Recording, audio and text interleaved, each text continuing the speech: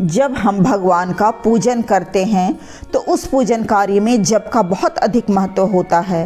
भगवान श्री कृष्ण भागवत गीता में कहते हैं कि यज्ञानाम जप यज्ञोस्मि, अर्थात जितने भी संसार में यज्ञ बताए गए हैं उन सभी यज्ञों में जप यज्ञ सर्वश्रेष्ठ है, अथवा जप यज्ञ भगवान का साक्षात स्वरूप है।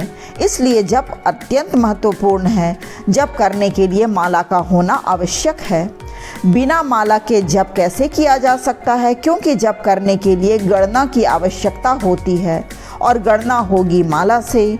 तो क्या माला के बिना जप क्या संभव है? इस विषय में शास्त्रों ने कहा है कि अगर माला ना हो तो कर को ही, अर्थात अपने हथेलियों को ही माला बना लेनी चाहिए। कर माला के द्वारा जप करनी चाहिए, पर जप अवश्य करनी चाहिए। आज के इस वीडियो में हम कर माला के विषय में ही जानेंगे।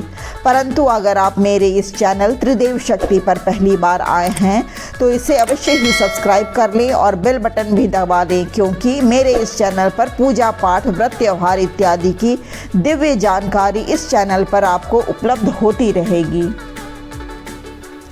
अब आते हैं मुख्य विषय पर कि कर माला में जाप कैसे किया जाए। तो यहाँ हमें दो बातों का ध्यान रखना चाहिए। पहली बात कि अगर शक्ति का मंत्र जप रहे हैं, यानी देवी परक मंत्र जप कर रहे हैं, तो वैसे में कर माला अलग है, और अगर देवताओं का मंत्र जप कर रहे हैं तो वैसे में कर माला अलग होगी। मान लीजिए कि आप महालक्ष्मी के मंत्र का जाप कर रहे हैं तो कर माला अलग होगी, और अगर आप द्वादशाक्षरी मंत्र या श्री विष्णु देवाय नमः का मंत्र जप कर रहे हैं तो आपके लिए माला का निर्देश अलग है। तो सबसे पहले आप अपने मंत्र को दो विभागों में बांट लें कि वह शक्ति मंत्र है अथवा देव मंत्र है। अगर शक्ति मंत्र है तो कर माला अलग होगी, और अगर देव मंत्र है तो कर माला अलग होगी। सबसे पहले चित्र से शक्ति करमाला को जानेंगे।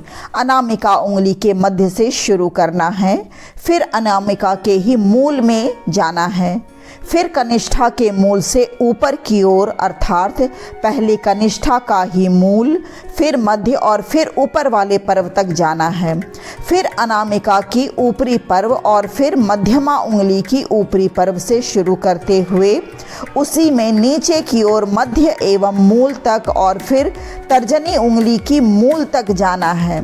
इस प्रकार से 10 तक की गिनती हो जाएगी। इस प्रकार से जब 10 बार जाप कर लेंगे तो 100 बार हो जाएगा, अर्थात इसी क्रम में जब 10 बार गणना करेंगे तो 100 तक की गिनती पूरी हो जाएगी। अब 100 बार गणना पूरी होने के बाद 8 गिनती फिर से करनी है। तो अनामिका के मूल से ही आरंभ करके कनिष्ठा उंगली के मूल से ऊपर की ओर, अर्थात कनिष्ठा की ही मध्य तथा अग्र पर्व और फिर अनामिका का अग्र पर्व, फिर मध्यमा उंगली के अग्र पर्व से नीचे की ओर मध्य एवं मूल पर्व तक 8 की गिनती पूरी हो जाएगी। इस प्रकार से 108 की जप संख्या पूरी हो जाती है। पहले चित्र में 1 से 10 तक का तथा पुनः दूसरे चित्र में 1 से 8 तक की गिनती दर्शाई गई है।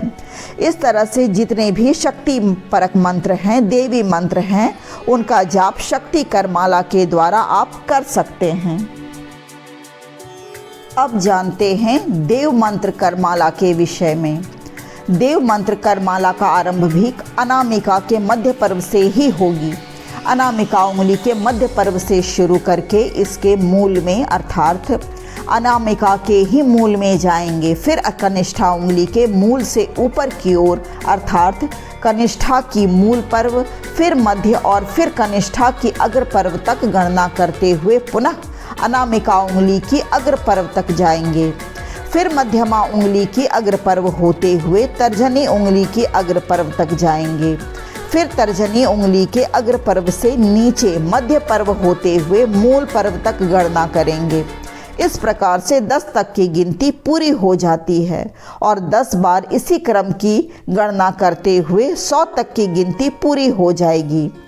अब चित्र संख्या 2 से 8 तक की गिनती समझेंगे। अब 8 की गिनती के लिए पुनः अनामिका के मूल पर्व से शुरू करेंगे, वहाँ से फिर कनिष्ठा के मूल पर्व और फिर कनिष्ठा की ही मध्य और अग्र तक जाएंगे और फिर क्रम से अनामिका, मध्यमा और तर्जनी उंगलियों के अग्र पर्व की गणना करेंगे। फिर तर्जनी उंगली की मध्यमा तक 8 की गिनती पूरी हो जाएगी। इस प्रकार से 108 की गिनती पूरी हो जाएगी। गणना करते हुए अंगूठे से उंगलियों के पर्व को ही स्पर्श करें, ना कि उंगलियों में बनी हुई रेखाओं को। इन रेखाओं से गिनती ना करें, बल्कि पर्व के मध्य को ही स्पर्श करनी चाहिए। इस प्रकार से जप माला अगर ना हो तो आप कर माला से देवी मंत्र एवं देव मंत्र का जाप कर सकते हैं। वीडियो अगर पसंद आ रही हो तो इसे अधिक से अधिक शेयर करें, लाइक करें, सब्सक्राइब कर लें ताकि मेरी वीडियोस की नोटिफिकेशन मिलती रहे। नमस्कार।